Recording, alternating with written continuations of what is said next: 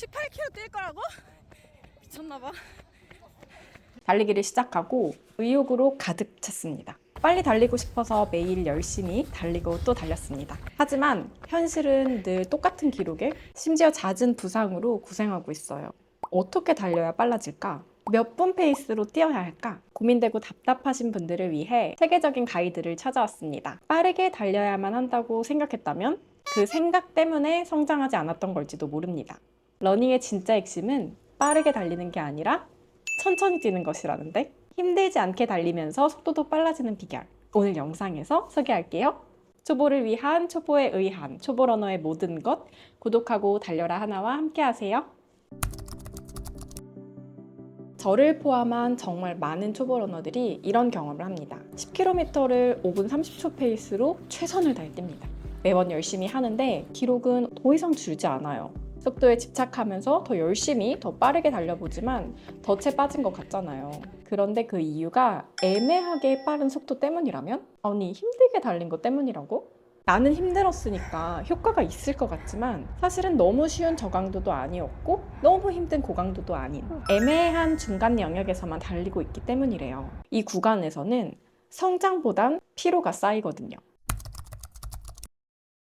돌아보면 저도 달리기를 시작할 때 이랬던 것 같아요. 일주일에 2~3번을 달렸고 보통 5분 30초에서 6분 페이스로 달리곤 했죠. 저강도라기엔 조금 힘들었고 인터벌처럼 죽겠는 속도도 아닌 그 애매한 영역 말이에요. 그러다 한 번씩 인터벌도 하고 그랬으니까요. 고강도 훈련 한 번에 중강도 훈련 2~3번 정도로 달렸던 것 같습니다. 조깅 페이스로 뛰어야 한다지만 달리다 보면 왠지 모르게 속도가 점점 빨라지면서 늘 익숙한 속도로 달리게 됐어요. 스페인의 운동과학자 에스테베 라나오가 5km 기록이 15분 22초인 빠른 러너 8명에 대해서 연구를 진행했대요. 이들이 훈련을 어떻게 구성하고 있는지 확인했는데요. 평균적으로 러너는 총 훈련 시간의 70% 정도를 저강도, 20% 정도를 중강도, 그리고 나머지 8%를 고강도로 보냈다고 해요. 이 러너들 중에서 대회에서 가장 빠른 기록을 세운 사람은 가장 많은 시간을 저강도에서 훈련한 사람이었다는 연구 결과도 있었습니다.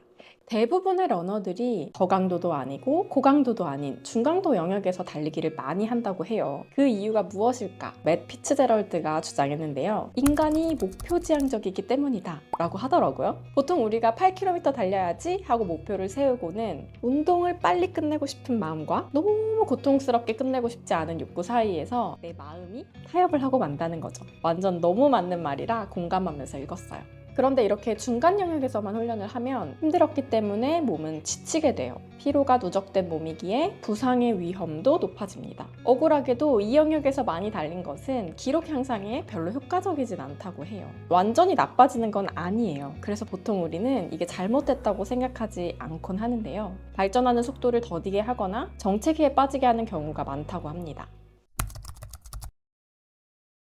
오늘 80대 20 러닝 훈련법이라는 책 속 이야기를 소개해 드리려고 해요. 제목처럼 80%는 가볍게, 20%는 강하게 달리라고 주장하고 있습니다. 책을 읽어보니까 달리기 실력을 향상시킬 수 있는 비밀이 가득 담겨 있었는데요. 감사하게도 출판사에서 책을 보내주시고 소정의 제작 지원을 해주셔서 이렇게 소개해 드릴 수 있게 되었어요. 책 속에서는 엘리트 선수들, 그 중에서도 지구력이 필요한 사이클, 수영, 트라이애슬론, 조정, 마라톤 같은 종목을 훈련하는 선수들의 훈련 방식을 확인하고 연구했어요. 대부분의 선수들이 80%의 저강도 훈련과 20%의 고강도 훈련을 이어갈 때 가장 좋은 결과를 가져왔다고 해요. 여기서 주목해야 할 점은 저강도 영역에서 오래 운동했다는 점이고요. 고강도 훈련도 게을리하지 않았다는 것입니다. 천천히 가볍게 달리지만 훈련을 이어가면 이어갈수록 달릴 수 있는 거리, 즉 지구력이 향상될 수 있게 됩니다. 책 속에는 다양한 재미있는 연구 결과들과 러너의 사례들이 있어서 진짜 흥미진진한데요. 핵심만 간단히 소개해드리면 일주일의 전체 러닝 시간 중에 80%는 아주 편안하고 느리게 힘들지 않게 달리고 나머지 20%의 시간은 빠르고 강하게 달리는 것이에요.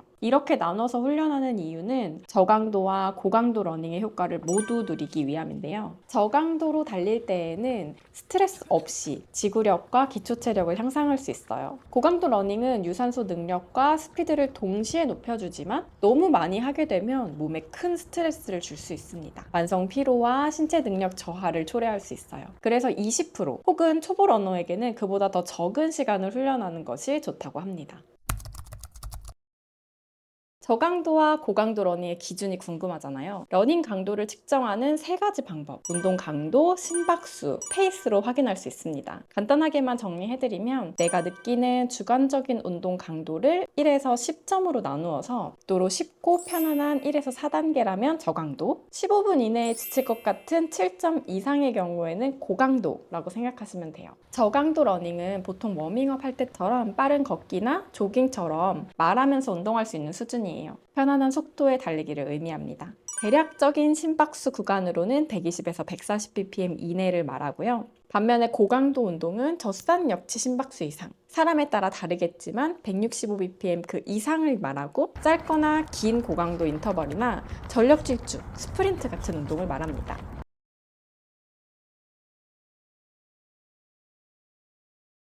페이스로 전환하면 사람마다 모두 다 다르지만 이렇게 가이드라인을 제공하고 있어요. 저를 기준으로 나눠보면 6분에서 7분 페이스로 달리면 저강도 운동, 4분에서 5분 페이스로 달리면 고강도 운동이라고 나눌 수 있겠어요.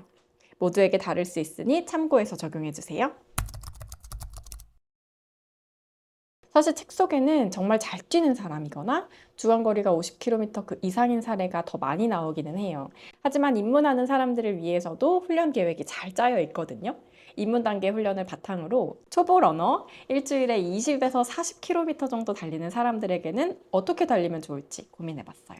주 4회를 기준으로 3일은 천천히, 하루만 빠른 인터벌을 진행해보세요. 천천히 달릴 때는 숨이 차지 않게, 속도나 페이스에 너무 집착하지 말고 편안한 느낌에 집중하면서 달리면 좋아요. 오히려 워치를 안 볼수록 도움이 되더라고요. 저라면 7분 페이스로 편안하게 달리고 주말에는 남편과 함께 조금 더 긴 거리를 도전하고 천천히 달리고 있어요. 마지막으로 빠르게 달리는 날, 이때는 사실 혼자 하기는 진짜 어렵거든요. 6세트 하기로 해놓고 5세트에서 그만하기. 이런 경험 많으시죠? 누군가와 함께하면 자신의 역량을 2배로 키울 수 있을 거예요. 숨이 차고 힘들게 강하고 짧은 인터벌을 진행해보세요. 책에서 80대 20을 나누는 기준은 시간이거든요. 고강도 운동은 생각보다 짧게 끝나니까 처음부터 고강도 훈련을 20%를 꽉 채울 생각은 하지 말고 점차로 늘려가는 게 좋을 것 같아요. 무리하지 않고 진행하는 것을 책에서도 권하고 있거든요.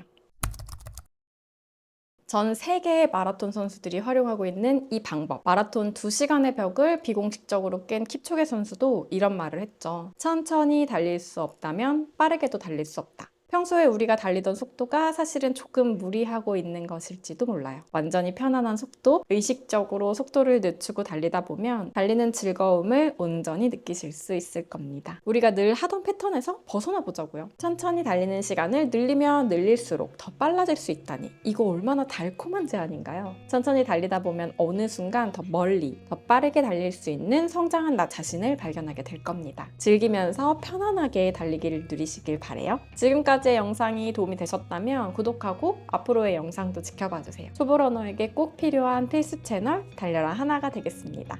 감사합니다.